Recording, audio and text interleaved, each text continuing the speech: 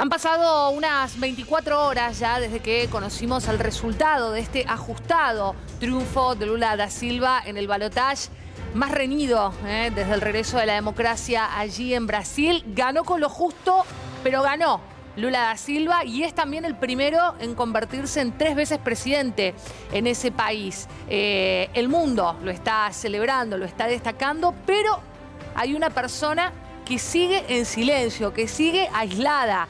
¿Qué sabemos de Jair Bolsonaro? Se lo pregunto a Yelena Oliva, que está con nosotros. Aye, ¿cómo te va? Buenas tardes. ¿Cómo estás, Pau? Sí, la pregunta, el interrogante es ¿qué va a hacer finalmente Jair Bolsonaro? Porque según tengo información desde el Partido Liberal, el partido que representa, que llevó a Jair Bolsonaro para la fórmula de presidente con Braga Neto, recordemos un militar con quien estuvo reunido la noche de ayer, le están pidiendo que salga a dar algún tipo de declaración. Ese es el pedido. Y él decidió la noche de ayer no juntarse con ningún ministro, ningún funcionario y estar acompañado simplemente de su hijo. Especialmente hablamos de su hijo Flavio Bolsonaro, con quien tenemos el tweet para compartir con ustedes, donde él hace referencia de que dice, agradece a todos los que nos ayudaron a rescatar el patriotismo, que rezaron y salieron a las calles, dieron su sudor por el país, que está trabajando, y le dieron a Bolsonaro el mayor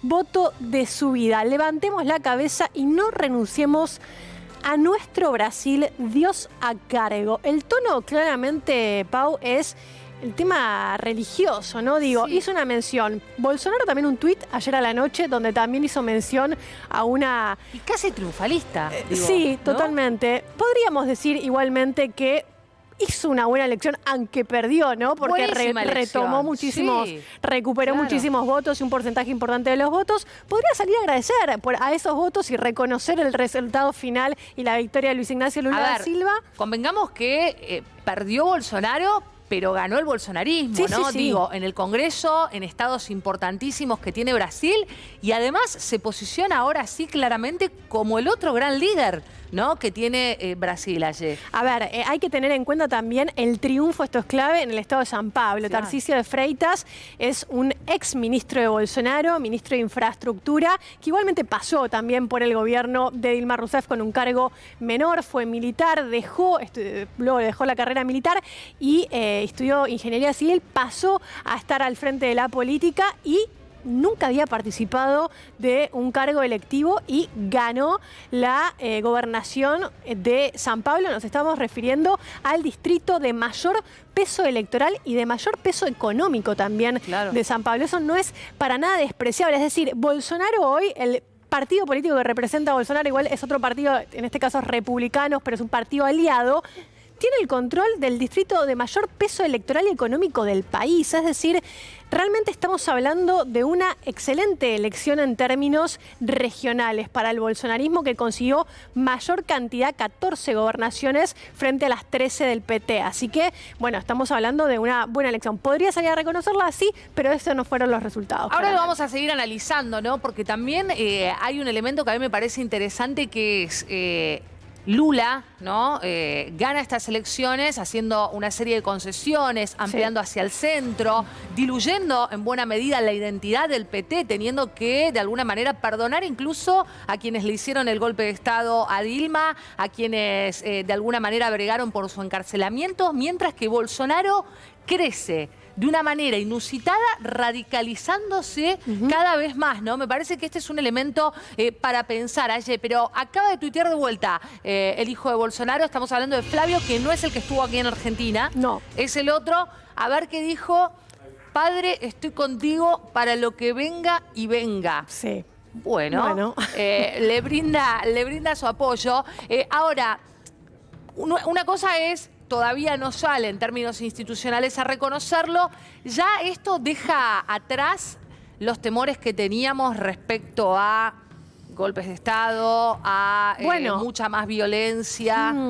La escuchaba a Dani haciendo esa referencia en el día de hoy. A ver, hay que tener en cuenta que en este momento hay 17 estados que están las rutas cortadas por camioneros, que son la base elemental del electorado de Bolsonaro. ¿Por qué? Digo, camioneros y taxistas por el tema justamente de la política que ha aplicado Bolsonaro con el tema del control del precio máximo al combustible, que generó un atractivo, fue una especie de seducción para estos sectores que ya igualmente se veían identificados con Bolsonaro, pero en este caso directamente salieron a cortar las rutas. De hecho, lo que estamos viendo, a ver, también en la Plaza de los Ministerios, que es en Brasilia, donde también tenemos una cámara, una corresponsal, también una enviada especial de C5N, donde daba cuenta de la situación ahí, tuvieron que cercar la zona para que no lleguen estas personas a tomar el corazón de Brasilia.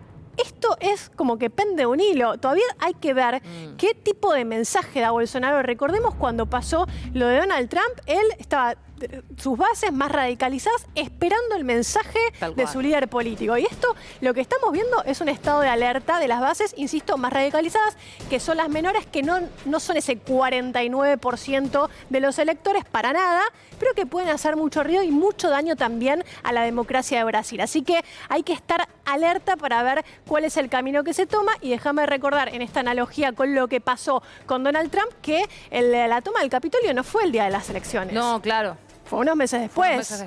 Fue el 6 de enero. Así que, digo, esto podría pasar en un momento donde confirmaban a través del colegio electoral la votación y oficializaban que Biden era el próximo presidente de Estados Unidos. Es decir, podría pasar algo así. Es decir, ¿qué meses nos esperan de acá al 1 de enero o les esperan a los brasileños de acá al 1 de enero, cuando debería asumir Luis Ignacio Lula da Silva? De alguna manera, esta consolidación de Jair Bolsonaro ya como el opositor, sí, ¿no?, que va a llevar adelante la voz de la oposición en Brasil, se puede pensar en dos tiempos, ¿no? Porque tenemos de aquí hasta el 1 de enero que pensar si va a reconocer la derrota, tenemos que pensar en el poder de daño que puede tener todavía siendo presidente. Pensaba cuando Máximo Kirchner habló de acortar el tiempo en las PASO y las generales, hablando precisamente de la cantidad de dólares que aquí, por ejemplo, se fugaron, ¿no? En el tiempo de una y otra elección.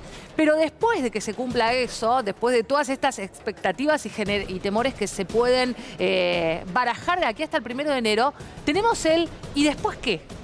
¿Y después cómo va a gobernar Lula, teniendo que contener a tantos sectores dentro de su propio frente de gobierno y también teniendo que, bueno, por supuesto, hablarle a un país del cual el 50% no lo apoya, con medidas que tendrá que tomar que no serán las más simpáticas, y haya también con un Congreso que probablemente le dificulte mucho la tarea? Sí, creo que ahí la clave también